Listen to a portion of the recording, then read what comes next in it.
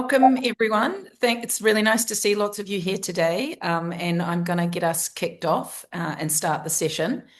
So my name's Professor Mel Bunce, and I'm the Director of the Centre for Journalism and Democracy at City St George's, University of London. Excuse me.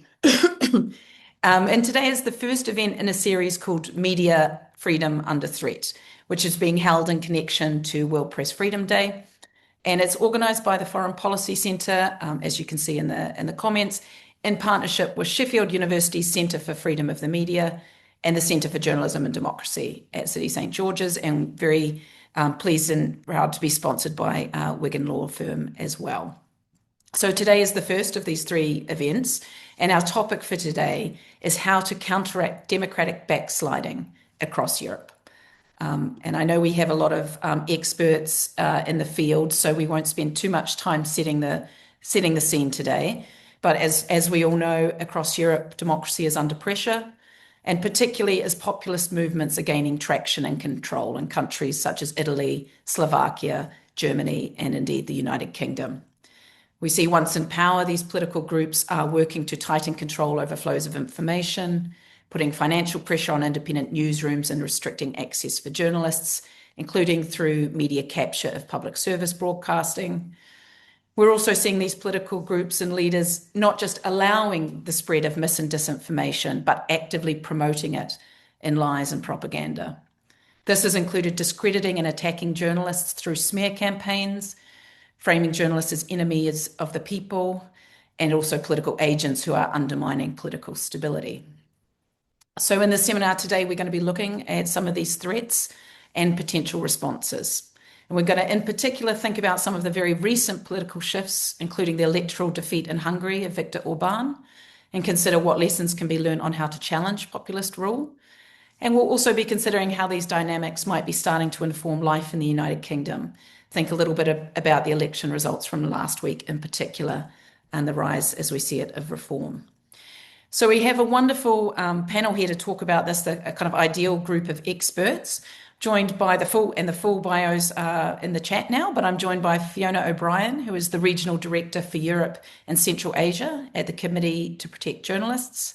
We have Adelaide Lopez, who is a partner at Wiggin LLP, specialising in complex data protection, media and intellectual property disputes. And we have András, Pethő, co-founder, editor and executive director of Direct36 in Hungary. So I'm going to be asking questions to this panel, but we'll also have time at the end for audience questions. So please do put these through the Q&A function that you see on the chat. And just a reminder that this is being recorded and we'll be making this available online afterwards. So Fiona, if I could start with you, perhaps just to do a little bit of scene setting and thinking about kind of the political pressures that we're seeing across Europe. How would you characterize the threat of democratic backsliding and media freedom in Europe as we see it today? And I appreciate that's a huge question, so just however you want to come at that to start us off. Thanks very much, Mel, and hello, everyone. It's really nice to be here with you today. Yeah, a huge question and huge region as well. I mean, I think one of the things in Europe is that while the backdrop, which you set up so well at the beginning, is the same for everybody, we're seeing it play out in slightly different ways in different parts of the continent. We have, also, I think you mentioned sort of the bigger geopolitical headwinds, the rising authoritarianism and populism. The arrival of Trump has been another big factor. We're feeling that those sort of not just the big financial cuts, which have had a big impact on journalism in Europe, but also just that sort of setting of a very hostile tone has had a really global impact. I think also the complete impunity in recent years for Israel's killing of more than 200 journalists in Gaza and that sort of unprecedented ban on journalists going into Gaza have also had a big impact. But then in Europe itself, we've had the war in Ukraine, which has not only, made things very much more dangerous for journalists within the continent. We've seen at least 21 journalists and media workers killed in Ukraine and many wounded, and many other pressures. It's obviously one of the most dangerous places to cover. But also it's really hardened the fault lines in the region.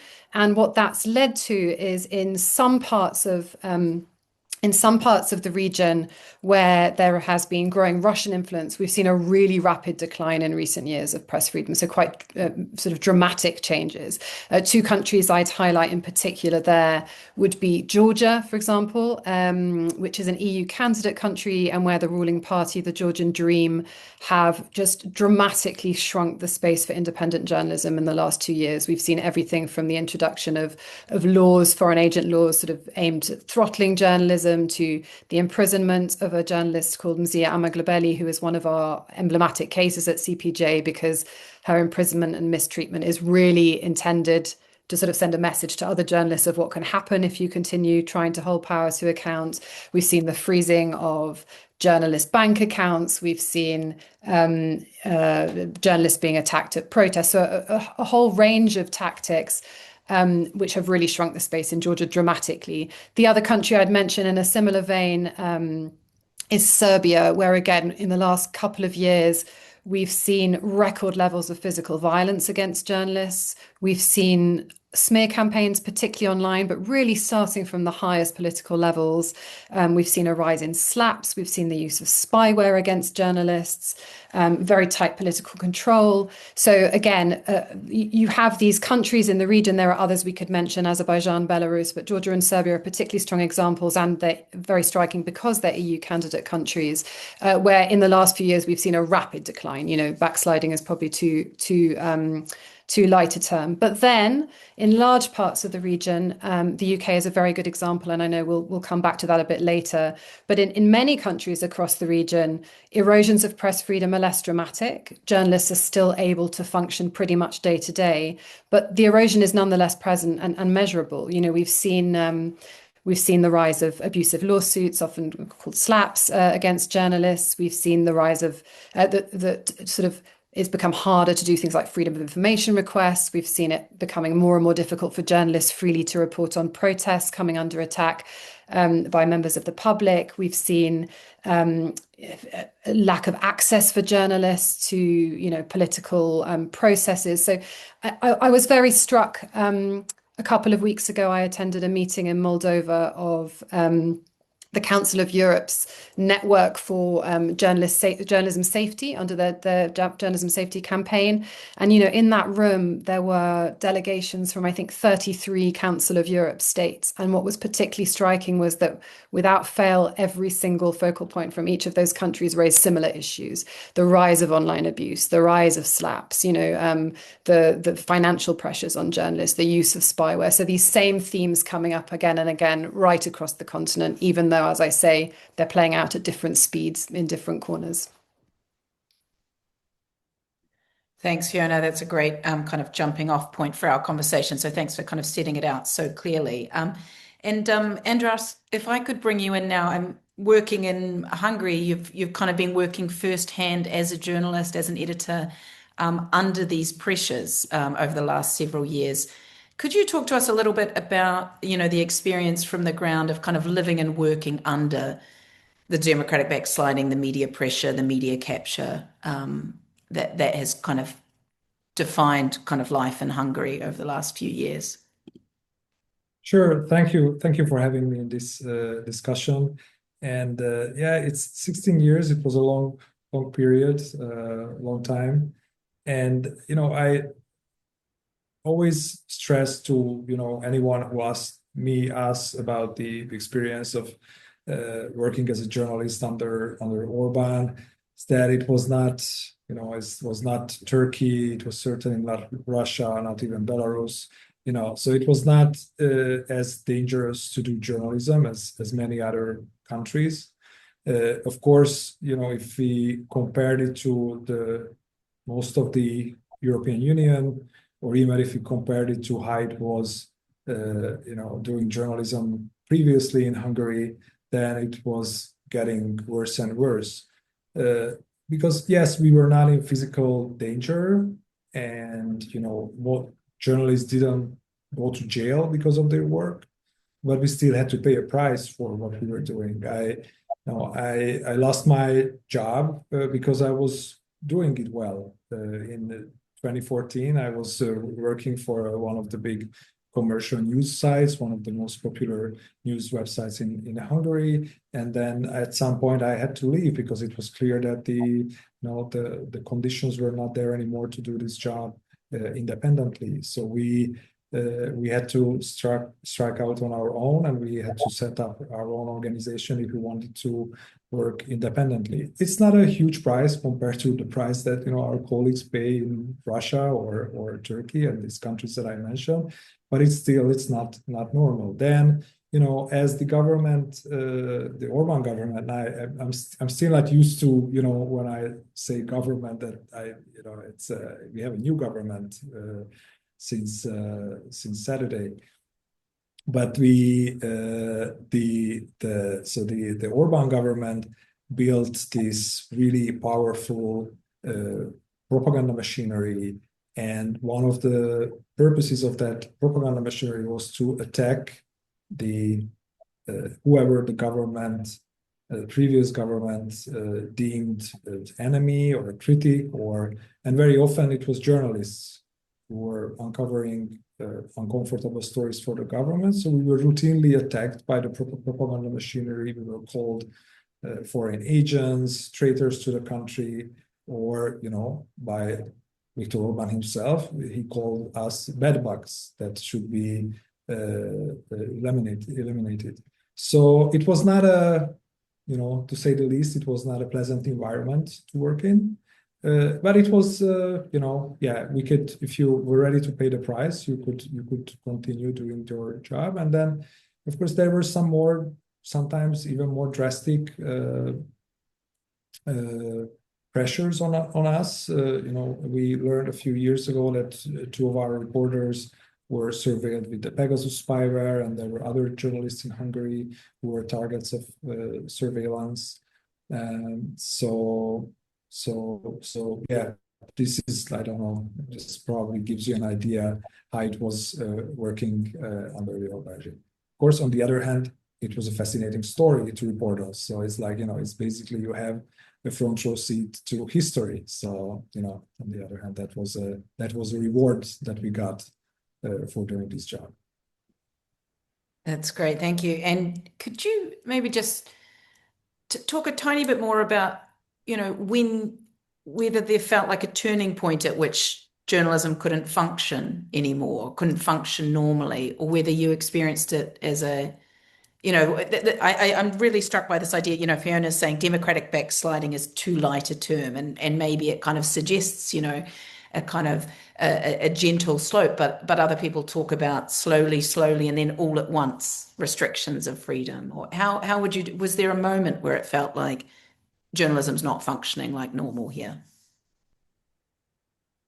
No, it was not like there was no, or if there was a turning point, it was day one, because the moment when Viktor Orban came back to power in 2010, one of the first pieces of legislation that they introduced to the parliament was a new media legislation, and they redesigned the whole regulatory framework for media. Of course, they put people who were loyal to them in the key positions, and then step by step they started this crackdown, this takeover of the media industry. They started with the easiest target, which was the public broadcasters and the public news agency, that always had some kind of government control. So it was relatively easy to turn that into a mouthpiece for the government. But then once they were done with that, they went after private media companies as well. This news website I mentioned before was one of the first targets of that crackdown. And that, of course, it wasn't it wasn't the government or Orban himself who did it directly. It was a little bit more sophisticated, not very sophisticated, but it was so-called oligarchs, or basically just friends and allies and even family members of politicians. They started to buy up media companies, and then either they just shut them down or they transformed them into propaganda outlets. And basically, the only way out of this for us journalists was to start our own organizations, and that's how we managed to keep independent journalism alive in Hungary. In hindsight, it looks like a miracle, because it was the personal individual decisions of no more than a couple of hundred journalists. That was what it took to keep this last line of defense for democracy alive. And it would have gone very differently if it were not to those journalists. It's remarkable. And we'll come back to that later on a little bit, thinking about what we can kind of learn from that case study of Hungary, and also what the future might hold.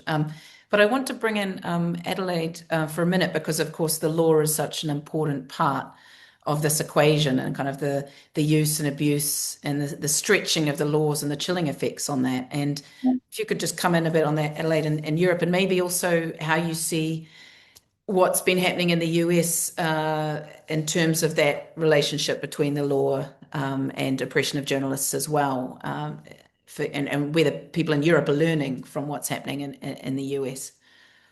Yeah, so I think I mean, despite the accent, I'll speak of it from the English law perspective, from the UK.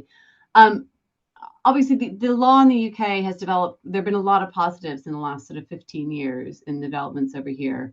And we had the Defamation Act, which came in 2013, and that certainly made it harder. We've also had some progress in terms of costs and changes in cost structure, which has made it sort of more difficult for sort of more frivolous claims to be brought, and for people to just use it as a sort of simple, quick fix for which just results in a chilling effect.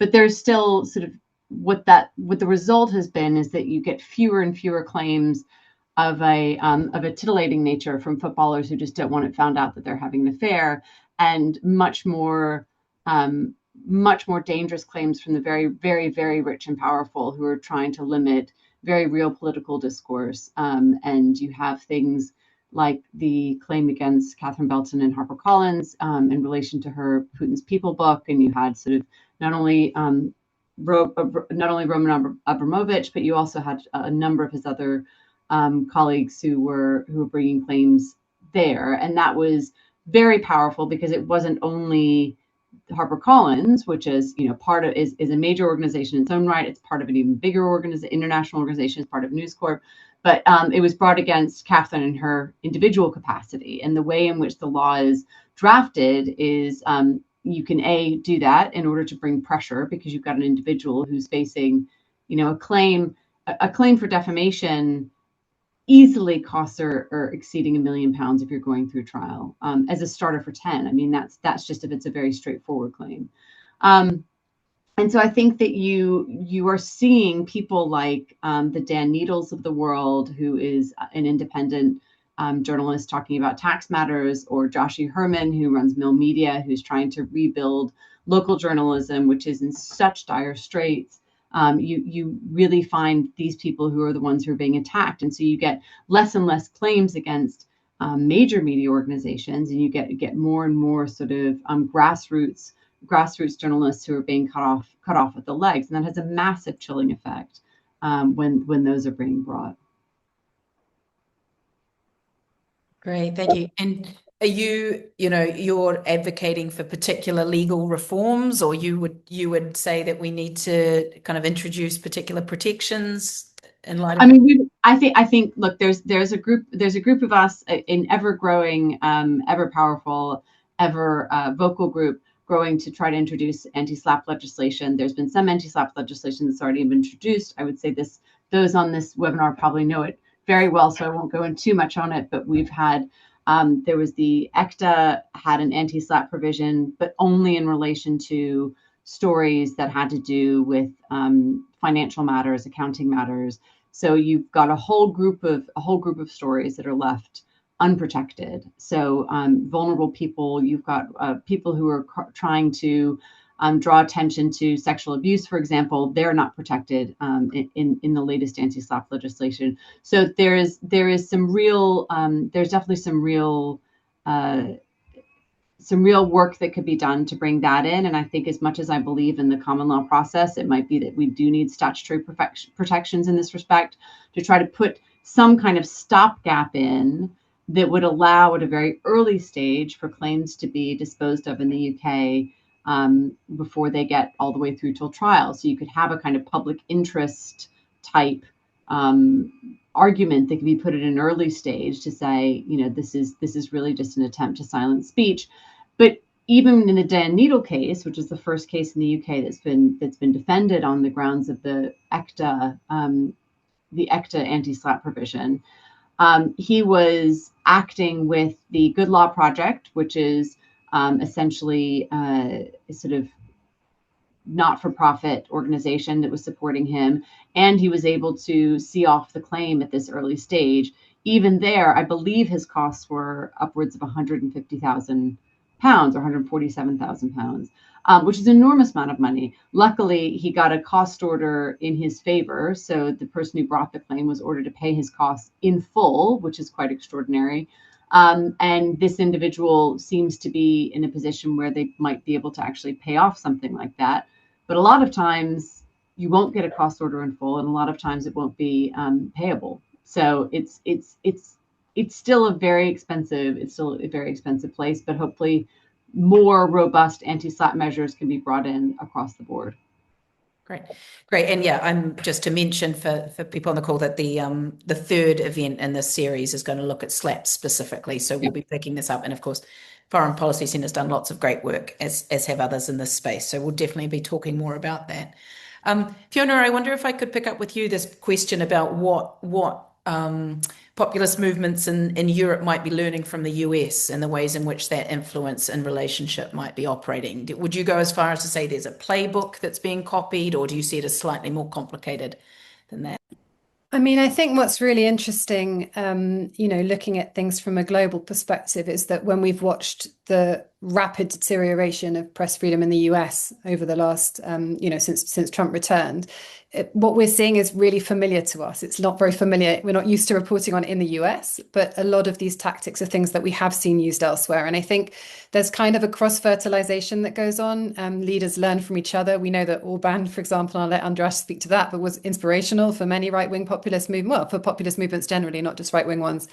And we see sort of similar things working in different contexts. I think Trump has been particularly influential just because of the United States being the United States, the sort of global impact of everything that happens in Washington. And I think the hostility, the extent of the hostility that Trump showed so rapidly in return. No one expected Trump, second time round to be in favor of independent media. We knew his views pretty well from the first round, but the speed and the vehemence with which he's attacked media really came as a shock, I think, including to press freedom organizations. We didn't think we were prepared, but to some extent, but I don't think we expected to see such a sort of direct onslaught on the press as we've seen.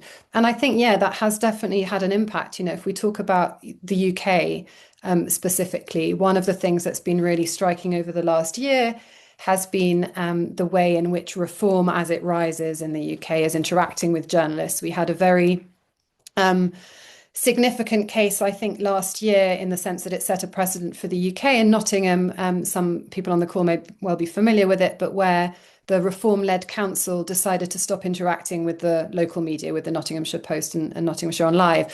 And the council leader, McBarton, basically banned the council from inviting these publications to press conferences, told all councillors not to give them interviews, so excluded, even though this is the most widely, the Nottingham Post and the online version are the most hugely widely read in the region. So in the end, they were able to regain access, but it took a long time and a lot of effort. But that was very reminiscent of the Trump playbook. Trump, one of the first things he did was to stop certain publications from attending White House press briefings because he didn't like the fact that they wouldn't call the Gulf of Mexico the Gulf of America, this kind of thing. So just stopping press that you don't like or who don't, whose reporting is inconvenient to you from covering from covering politics. Really worryingly, we've seen that happen already since the election last week. The same has just happened in Suffolk. Within hours of taking control of Suffolk County Council, the Reform leader in Ipswich, I believe it was, told his councillors not to engage with the local media. How this is all happening, as we speak, really. So we'll see how that plays out. But that kind of pressure is really damaging, and I think absolutely comes from the fact that these new political players in the UK are watching what's happening with complete impunity elsewhere in the world. You can launch smear campaigns against journalists with no consequences whatsoever. You can use journalists or ban journalists, in ways that are convenient to you as a politician with no consequences whatsoever. And I think they're watching that and enjoying it and trying to mimic. Yeah, so this idea that it's almost becoming acceptable political practice to block a journalist that you don't like from a kind of public political event. Exactly that. And I should say that although populist parties have the strongest tendency to do this and do it in the most blatant ways, we have seen a real creep of that in the UK from other parties as well. So at party conferences in recent years, there are, I think almost all parties, I think the Liberal Democrats perhaps not so much, but generally speaking, all the parties in the UK have banned different journalists from attending certain publications. DSMOG has been banned from one, and a left-wing publication from another, just depending on the type of coverage that they give and what's seen as favourable or not, which of course completely undermines the principles of a free press, in which there has to be a diverse, independent media allowed access to all political processes for democracy to function. Right. Yeah. So kind of András, then obviously Hungary is a very good example to pick up that kind of international dynamic, as well as Fiona said that Orbán maybe kind of played a role as an inspiration for others. Of course, JD Vance visited Hungary last month. How do you kind of see what happened in Hungary as part of a more global media ecosystem? And actually, if you don't mind, we have a question from a reader.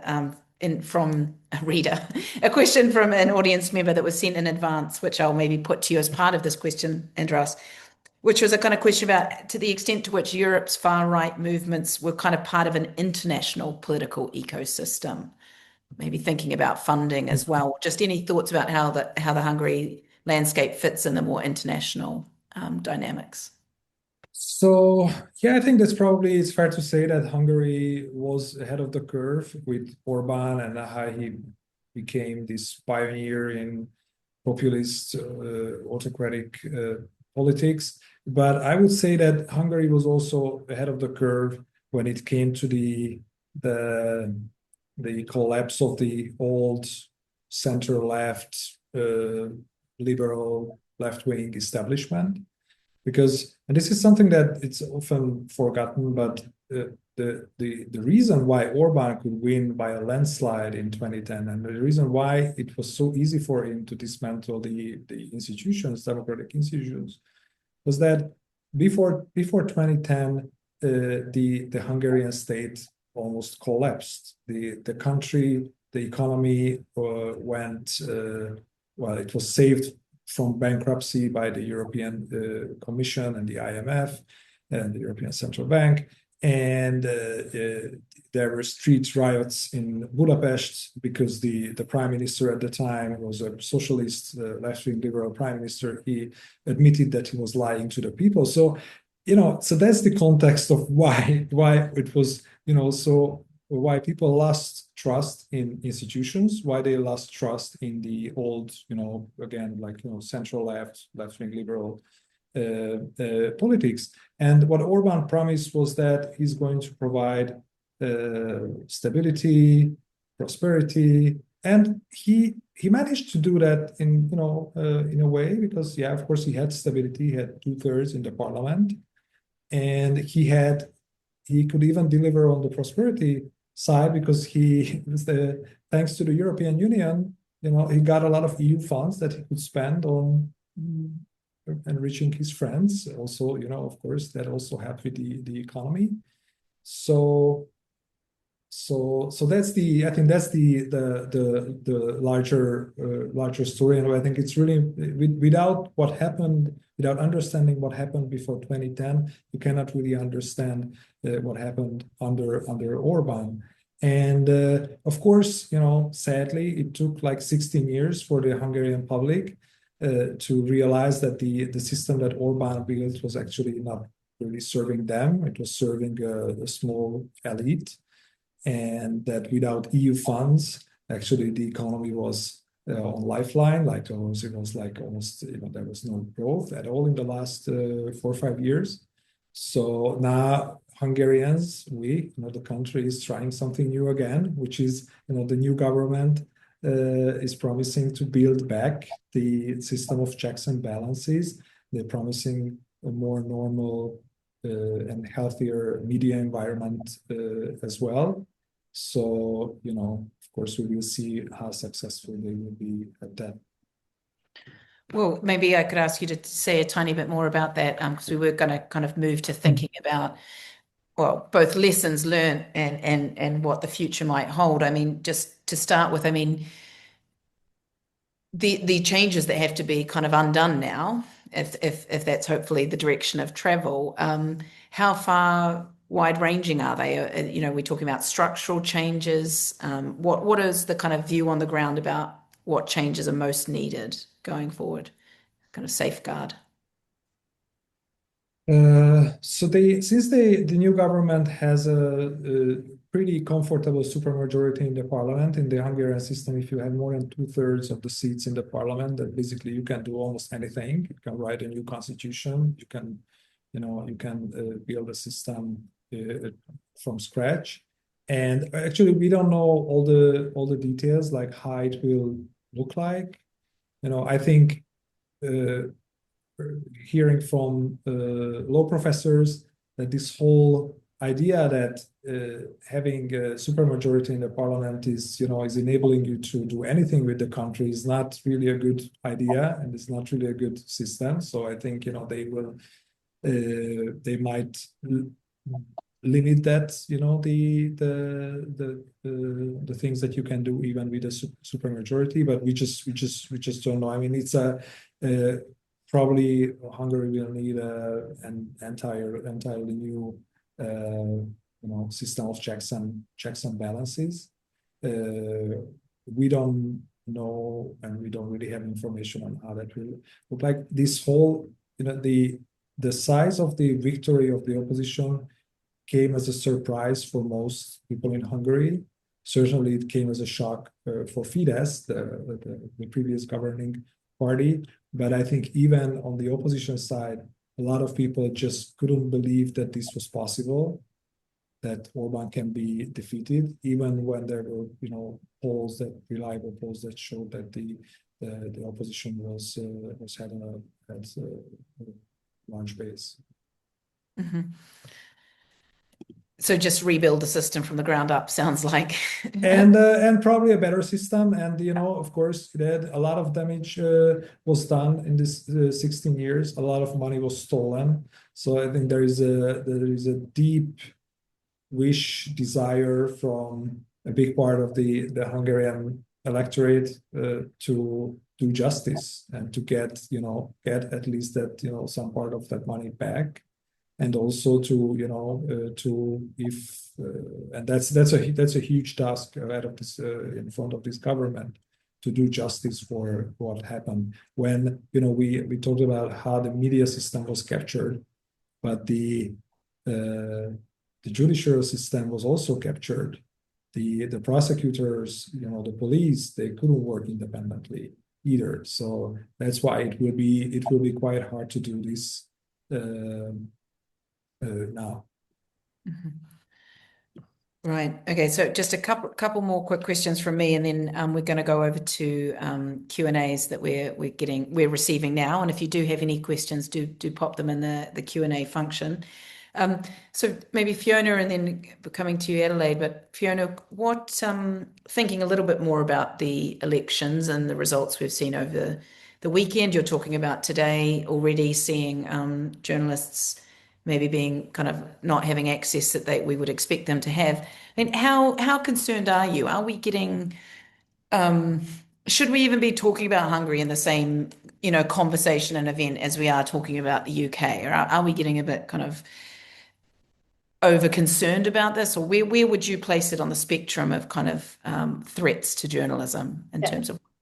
It's a really good question because, of course, we don't want to be completely alarmist, but at the same time, big changes, big erosions of press freedom start with small ones. And I think, I mentioned the access to local councillors, for example, which is very important and very significant. But also what comes with that is, the state of public trust in media in the UK and across Europe is already very low, but where you have these kind of populist leaderships oozing hostility towards journalists, that really plays out in a very physical way as well. We have a lot of journalists over the last couple of years. We've had more and more cases documented of journalists trying to cover protests, for example, or trying to do vox pops on a high street, being attacked by members of the public, police often standing by while that happens, sort of feeding into that rhetoric inadvertently, but that journalists are fair game, that it's this kind of lack of understanding fundamentally that journalism is there for the sake of democracy and as an essential part of it. So, it's more than just politicians, preventing access. So I think what Hungary also does for us, and why we should look to Hungary and other countries in the region where things are or have been worse, is Hungary gives us a sort of sense of hope in a way of how it is possible to find a route through authoritarianism, back out. András mentioned that it was just really the decision of he said a couple of hundred independent journalists to hold the line. And that's what we see right across the world, from the Philippines to Georgia to any country where there is serious repression of journalists. Ultimately, in these difficult periods of history, it comes down to journalists being willing to make that sacrifice and putting up with those pressures and understanding the value of the work they do. I think in the UK, it's really important that we have these conversations now while things are, absolutely not on that sort of level. We're broadly speaking, journalists are still able to function very freely and, effectively in the UK. But it's really important that our political leadership understands that and puts the safeguards in place to ensure that that can continue. If there is a lack now at this dangerous moment, and this is the same right across Europe, we're talking about the UK, but I could equally be talking about Germany or Spain or France. Right now is the moment where we need to understand the fundamental importance of an independent press and defend it with everything that we have, so that if, whatever happens politically, if we do see populist movements continue to rise, we will not see a further deterioration. The independent press will be able to continue doing its job for the public through those periods. So I'm sure Adelaide can speak more to the sort of the legal safeguards that can make that possible. But, beyond law, it's also political will, which is severely lacking in the continent at the moment. It's safety of journalists, it's proper policing, it's training the judiciary, it's a whole raft of measures that can really ensure that the press can continue to function, whatever the political realities. Absolutely. And yeah, on kind of segueing smoothly to Adelaide, kind of interested in your thoughts on what the most effective interventions or the most necessary and urgent interventions might be from a kind of legal or policy point of view, to your mind. Well, it's interesting because I actually agree a lot with what I mean. I already agree with what Fiona says, but the thing that sort of springs to mind most is the fact that we have the opportunity to be in a kind of golden age of journalism, for local journalism in particular, after many, many years of local journalism, which is, I think, it is sort of the beating heart of democracy. That is really where you find yourself. I think it's really telling that you've got places like Ipswich where local journalists are being cut out, because that is actually the biggest, that is where the light gets shined, is really local journalism. And we have an opportunity now because of the tools that are available to journalists, the tools that are available to independent journalists, for there to be a light that's shown that transcends the law. So you have, Joshi Herman posting up on his LinkedIn about the fact that he had a threat from the government directly in respect to coverage or potential coverage of the Home Secretary. And that is actually the best tool he could have. He gets a legal threat, and instead of necessarily going to the lawyer, he just goes straight onto social media and shines a light and says, this is actually happening to us. And so in many ways, it is kind of in the hands of, I hate to say it because they've got enough pressures on them, but it is sort of in the hands of journalists to use those tools available to them to shine the light on power, to just take the journalism and just rack it up a notch to do that. What we could be doing, however, in the law is, I think, continuing to add pressure, as we talked about before, with things like anti-SLAPP actions. I mean, there are those of us who would like to take it a step further and like to see an evolution of some kind of First Amendment style legal reforms that actually, at the moment in defamation, the pressure, the burden is on the press to prove that something is true, whereas under the First Amendment, the pressure is on the person who is bringing the claim to prove that it is not true. And that is a fundamental shift in how you defend free speech. That's probably asking a lot, given that this has been the system for quite a long time, as the British like to make fun of the Americans, that our quaint little 250th birthday that we're celebrating at the moment is adorable because the British system has been going on for so long. So it's probably asking too much for that. But I think anti-SLAPP provisions that could at least take the public interest defense and bring it to the fore could be really helpful. The problem with public interest defenses, however, is it puts the journalism itself on trial. So it's something that is really, we have to be really careful about in terms of how that's drafted. But I think it is urgently needed. I think it is something that we really need to start putting into place very quickly, because if we were to wait for the common law to catch up, for judge-made law to catch up, I think that we just aren't going to get that kind of sort of really important, really critical interventionist action in place. But if you look at the U.S. and if you look at the way things are evolving there, where sort of the right wing in America is really succeeding is actually not in the courts. What's happening in the courts there is the New York Times is standing up really effectively. The Wall Street Journal stood up to Trump really effectively. Where they're really succeeding is in regulation. It's actually the effect of Trump's controlled regulators actually stopping ABC, CBS from being able to transmit the kind of content they would like to be transmitting, and putting really, really serious commercial pressure on them. So it goes back to my original point, which is, legal policy, whatever the legislature might do. Yes, there are steps we can do, but it's actually outside of legislature where the real power lies. And I think it goes back to what the journalists can do to shine a light on the pressures that they're facing, and having to unfortunately ask them to show even further courage to do that through social media. Mm-hmm. Absolutely. And there's also, I mean, kind of looking at it from a different lens for a second, there's something very important about the perception of the judiciary and the rule of law as well as part of this. And sometimes I worry that when we talk about media capture, we focus in on journalism a lot, but of course it's one element of multiple pressures happening all at the same time. And it's still very recent memory to be thinking about a front page news story calling judges the enemies of the people in this country. And I wonder if you have any thoughts about different sectors in society and how they can come together. I mean, or what journalists can and should be thinking about in terms of protecting how we report on the law, or worries or concerns you have about how the judiciary is represented in the media, which is part of this wider landscape.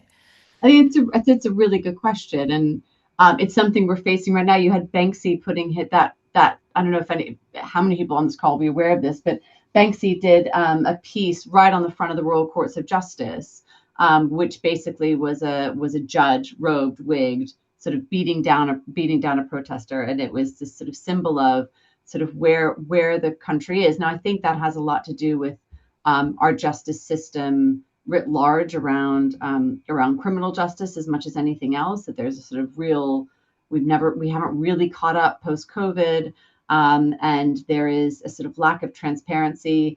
But having worked in the U.S. judicial system, I think there is actually a remarkable amount of transparency here compared to the U.S. And I think that there's a great awareness within the judiciary about how much they need to earn the trust of the public and allow for greater transparency. So there is more of a push for cameras in the courtroom. The Court of Appeal has cameras in the courtroom. There's certainly a push for things like there's a really strong push for transparency in the family courts right now, which is something that has been a real problem in the UK. You have a real lack of transparency around family court issues, which are important around sort of childcare and how children are treated in the foster system and stuff like that. So I think that there is a steep hill for the judiciary to climb, but I think it's something they're very, very aware of in trying to gain back the trust. And I think, generally speaking, it's starting to work, but it's a big machine and it moves very, very slowly, and it is massively under-resourced. Thank you. That's really important kind of context as well. And András, I'm just going to ask you one more question before we go to the questions, because we've got some great ones coming in. But I wonder if I could just ask you, reflecting on some of these concerns that are being raised, what kind of lessons can the UK and other countries in Europe, what lessons should they be learning from the Hungary experience? You talked, for example, about just a couple of hundred journalists being the ones that kind of held the line. So we've got to support them as much as we can. But are there any kind of wider lessons we should be learning or really paying attention to? Well, of course, I know as I can talk more from the journalistic perspective, is that I described this process, how the media landscape was taken over by Orban and his friends, and I think if there was one lesson from that, is that if you are working in one of those outlets, if you're working in one of these news organizations, and sometimes these are really old organizations, and you might want to save them, and that's totally understandable. But I think if you have to choose between saving the organization, but you have to give up even just a little bit of your values and principles, then my advice would be to choose your principles. Because the thing is that journalism is a really beautiful profession, but you can do it, this beauty remains only as long as you do this freely and independently. And as soon as you compromise yourself, then that beauty is gone, and your credibility is gone, and everything is gone. So, if you look at the media landscape in Hungary now, it looks very, very different from how it looked like 16 years ago. Some of the oldest outlets are gone. They were shut down, or they are unrecognizable now. But what happened was that independent journalism stayed alive. And in fact, we were forced to innovate because of the pressures. So, in the last 4 or 5 years, especially in the digital space, which was the least under control of the government, independent journalism was even thriving, I would say. We decided, we are a small team, but we decided to expand into making documentaries, and we made a documentary about Orban's family businesses, and it has become the most watched not only documentary but any kind of public affairs content on YouTube in Hungary, and it has more than 4 million views in a country of less than 10 million. That's enormous. So we took advantage of the technological changes. We stayed, we kept our eyes on the ball, which we focused on doing journalism, independent journalism, and in the end, it worked. It's almost an optimistic thing to say, positive and uplift. Yeah. Especially for Hungarian, yeah. Yeah, it's really amazing, those view counts. So thank you everyone for kind of these inputs. I'm going to pick up on questions. We've got kind of 5 or 6 minutes to have a final few from the audience. So maybe I can ask you about this, Fiona, because in a way surprising, we haven't talked about it already. Everyone always wants to ask a little bit about how AI are changing the dynamics that we're facing. We have a question from Ezra. asking about whether we see the impact of synthetic media and generative AI as creating even more further pressures on media and democratic backsliding. Do you have kind of thoughts from CPJ's point of view or beyond about how that's affecting journalists in Europe? Yeah, definitely. I think it's yet another, another pressure in the mix that makes the whole, one of the problems when we're talking about these issues is that there are so many different pressures on media right now. There are lots that we haven't even mentioned today. The economic precarity of the industry is a massive factor as well. And AI plays into that, both in the sense of newsrooms shutting down because of the increasing use of AI, which is obviously a sort of an existential question for journalism, but also in terms of the way it feeds into disinformation, misinformation. I think one of the big challenges that we have in the contemporary landscape is that audiences are so we all know it, everybody on this call knows, we're all so bombarded by so much information these days. The sheer volume of things coming at us make it very difficult as a consumer to know what's real and what isn't, who to trust, who not to trust. And that obviously feeds massively into trust of media, which is then, further undermined by politicians doing things like launching investigations into journalists, such as our UK government did recently. But yes, so the AI plays into that even further. It's also used directly, the third element, I'd say, as well as the loss of jobs and sort of feeding more broadly into disinformation, is the use of AI in smear campaigns. We're seeing a rise of deep fakes of journalists being used to discredit them or to, spread lies about them, about journalists specifically. So it's also used directly against journalists. So that's just conscious of time. It's a very brief sort of sweeping answer, but yes, very much. It's something that clearly is on our agenda at CPJ increasingly. And Adelaide, interestingly, there's a kind of question about how that precarity might actually be leading into more legal cases because journalists under pressure might be under even more, demand to find controversial headlines or to be writing provocative things to try and get attention and views. Do you see a connection between those two at all? That's a question from Nick Spearin. Yeah, I think there's a couple of things happening. I think that you can get that, particularly on media companies where there is a massive pressure to be churning out content 24/7 because they're in competition against a sort of social media where you've got individual content makers who are churning out so much media. So there's a huge pressure on the sort of traditional media companies to constantly churning out content and to make sure that they are, publishing it in such a way that it attracts readers as much as anything else. That's not to say that that's not to call into question any of their journalistic integrity across the board, but that pressure is certainly there. I think a lot of times, going back to the costs associated with any kind of legal action, I think a lot of times people will raise issues. They'll raise issues through the regulator. They'll raise issues through normal complaints channels, and it gets changed pretty quickly. I think that it's not something that is causing an increase in actual claims simply because the system is somewhat impenetrable if you don't have the for both sides. Media organizations don't have the deep pockets as they used to have to necessarily be fighting off these claims, and equally claimants don't have the money to necessarily be risking £1-2 million worth in bringing claims. So I think that it's I do think that there is something to be said for some sort of balance that seems to have been reached in that way. But it is certainly there. And I think that the legal system is perhaps not necessarily agile enough yet to respond to it in a way. And I think probably regulation is the way that people are going rather than actually bringing judicial claims. Mm-hmm. Interesting.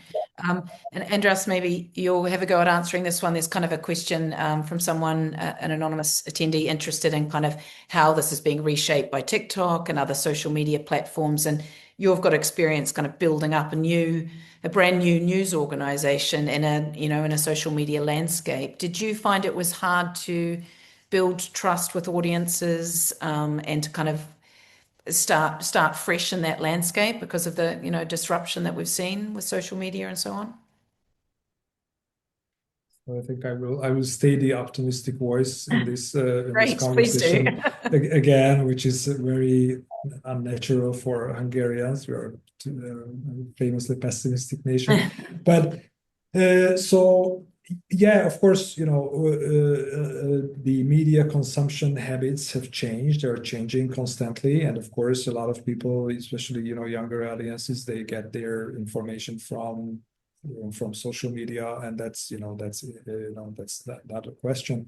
But the way I understand how this ecosystem works is that actually, the TikTokers or influencers or podcasters, or most of them at least, they don't do original reporting. They are not the ones who dig up news stories. So that's still us. That's still journalists, investigative reporters often, who find the stories that nobody had told before. So, and of course, then these stories travel widely. Yes, they are often picked up by influencers or podcasts, social media platforms, YouTubers.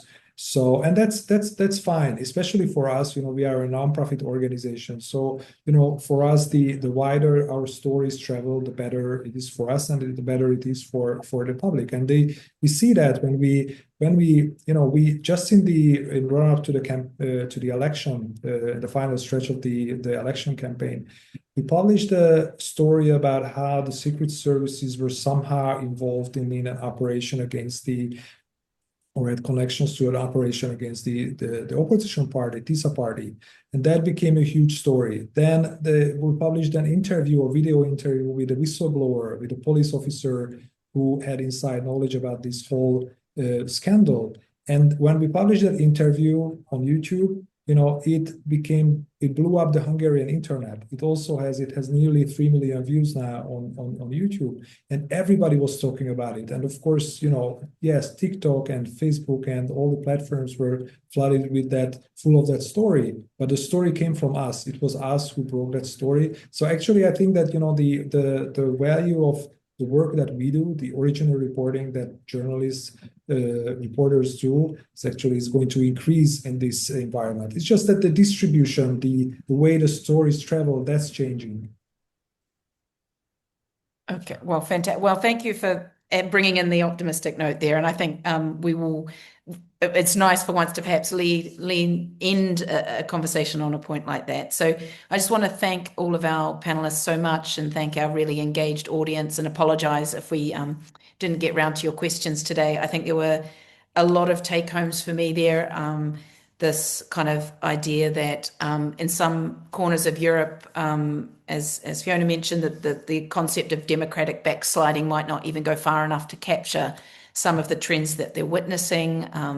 This very kind of striking idea, András, that you mentioned about the turning point might have been day one.